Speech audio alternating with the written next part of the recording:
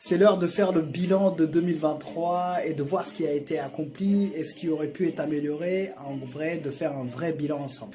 2023, c'était vraiment une année incroyable. Elle a très mal commencé. Quand je vous dis elle a très mal commencé, j'étais à deux doigts d'abandonner toute cette aventure entrepreneuriale, le trading, tout ça. J'étais à deux doigts de retourner dans le monde salarial. J'étais à deux doigts de retourner dans la matrice.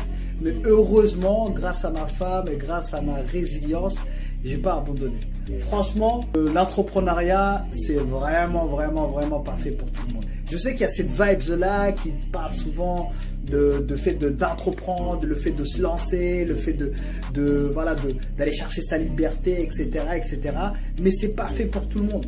Je dis pas ça pour décourager les gens qui aimeraient entreprendre ou quoi que ce soit. Non, je dis juste que l'entrepreneuriat, le trading, en gros, tout ce chemin où tu dépends que de toi pour pouvoir subvenir à tes besoins, lorsque tu pars à la chasse de tes rêves, c'est vraiment pas facile. Tu vas te retrouver en fait dans des moments où tu vas avoir peur, tu vas être dans l'insécurité financière, tu n'auras pas d'oseille, tu vas avoir des moments de doute quasiment tous les jours. Tu vas te demander, mais est-ce que c'est le bon choix? Les gens de ton entourage vont te faire douter, etc. Si tu n'es pas armé, cherche pas. Va t'armer d'abord et ensuite viens. Moi, par exemple, c'est pas mon premier projet, c'est pas la première fois que je tente l'aventure. Ça fait déjà 3 ans que je suis lancé. Mon premier projet, j'avais 21 ans. Bref, ça fait plus de 10 ans que j'ai tenté pas mal de choses. Il y en a qui a fonctionné, il y en a qui ont pas marché, etc. Mais 2023, j'étais à deux doigts d'abandonner parce que j'ai passé janvier, février, mars, avril sans ressources. Janvier, février, mars, avril, il y a 0 qui est rentré. Et du coup, pendant ces moments-là, je me suis dit, mais est-ce que j'abandonne pas? Est-ce que je retourne pas, je me remets pas la cravate et je vais prendre le RER et je retourne au travail? Heureusement que je me suis interrogé, je suis parti puiser au fondement pour chercher vraiment ce qui me motive, pour aller chercher la force, et aussi big up à ma femme qui m'a aidé à garder le cap. Et au final, l'année a très bien fini. Franchement, c'était l'une de mes meilleures années. C'est pour ça qu'au final, pour toutes les personnes qui galèrent, pour toutes les personnes qui ont des moments de doute, qui se demandent s'ils ont pris le bon chemin, etc., n'abandonnez pas. Certes, après une difficulté, il y aura une facilité. Vous allez vous rendre compte. Lorsque ça devient extrêmement dur, c'est parce que vous êtes à deux doigts d'atteindre vos objectifs.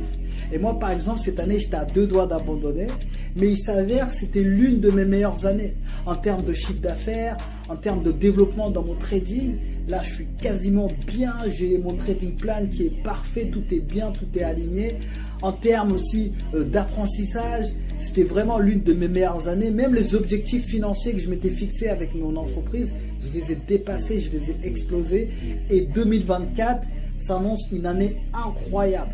Tout était aligné.